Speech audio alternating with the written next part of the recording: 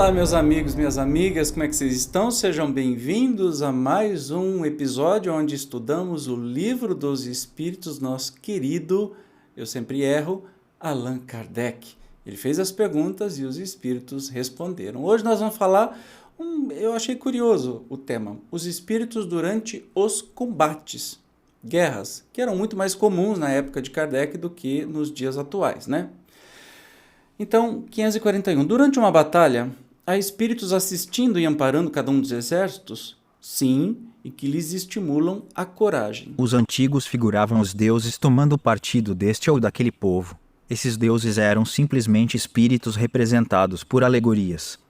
Gente, eu acho isso curioso, né? Porque a gente condena gravemente as guerras, mas olha, até nas guerras os espíritos estão lá trabalhando para o bem e não para estimular a guerra, certamente, né?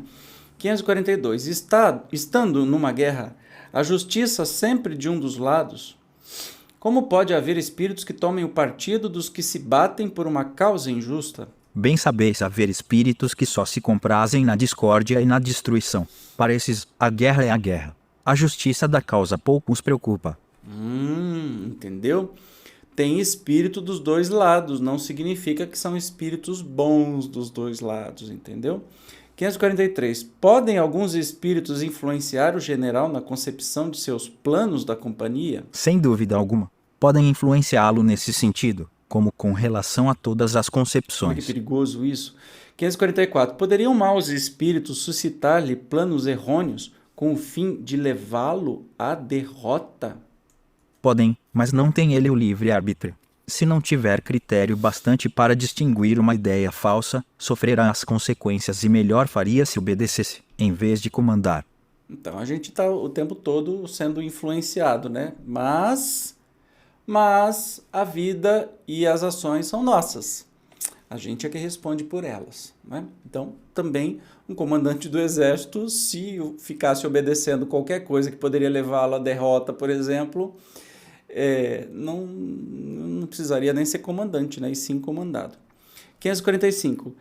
Pode alguma vez o general ser guiado por uma espécie de dupla vista, por uma visão intuitiva que lhe mostre de antemão o resultado de seus planos? Isso se dá humilde com o homem de gênio, é o que ele chama inspiração e o que faz que obre com uma espécie de certeza. Essa inspiração lhe vem dos espíritos que o dirigem, os quais se aproveitam das faculdades de que o vêem dotado. E eu acredito que deve ser sempre no sentido do bem, né? 546.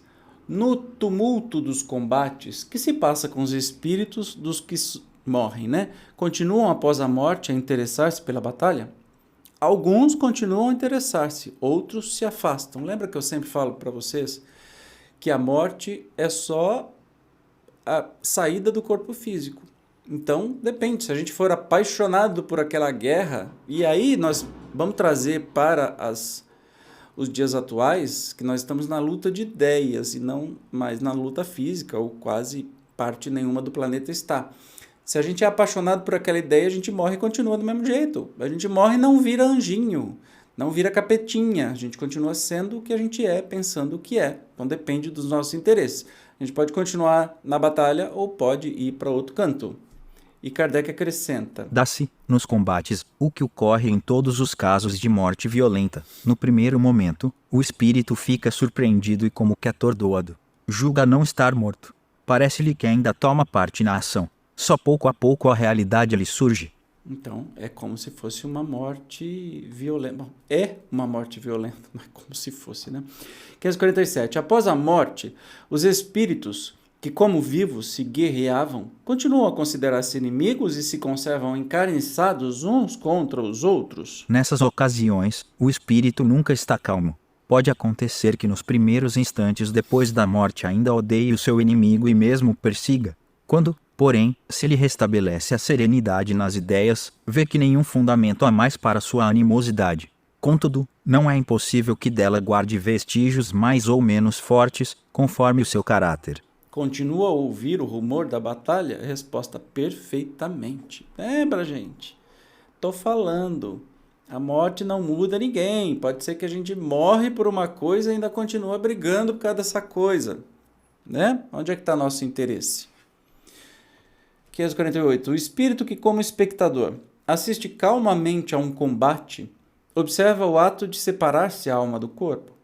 Como é que esse fenômeno se lhe apresenta à observação? Raras são as mortes verdadeiramente instantâneas. Na maioria dos casos, o espírito, cujo corpo acaba de ser mortalmente ferido, não tem consciência imediata desse fato. Somente quando ele começa a reconhecer a nova condição em que se acha, é que os assistentes podem distingui-lo, a mover-se ao lado do cadáver. Parece isso tão natural, que nenhum efeito desagradável lhe causa a vista do corpo morto. Tendo-se a vida toda concentrada do espírito, só ele prende a atenção dos outros, é com ele que estes conversam, ou a ele é que fazem determinações. Que interessante, né? Depois que talvez se arrependa, né, de estar naquela situação. Enfim, é uma morte violenta de qualquer modo. Mas olha que curioso, né? O Kardec vai atrás de questionamentos muito interessantes até da questão de uma guerra, o que acontece de um lado e de outro. Aprendemos muita coisa hoje, não é mesmo? No próximo encontro nós vamos falar sobre pactos. Aí me parece pacto demoníaco. Que será? Descubra no próximo episódio. Olha só como estou fazendo a coisa ficar bem interessante. Mas você pode abrir o livro dos Espíritos aí e ler antes, tá? Não precisa esperar, não. Mas é muito legal, como eu disse, sempre digo a vocês, a gente estuda junto, porque eu não sou o dono da verdade, eu estou estudando com você ao mesmo tempo. Não me preparo antes, não sento para ficar estudando o que eu vou falar, é para ter uma primeira impressão, na verdade, já estudei algumas vezes, mas sempre quando eu volto, é sempre uma primeira impressão. É sempre um grande aprendizado que acontece. Então, eu te espero. Até o próximo programa. Tchau, até lá.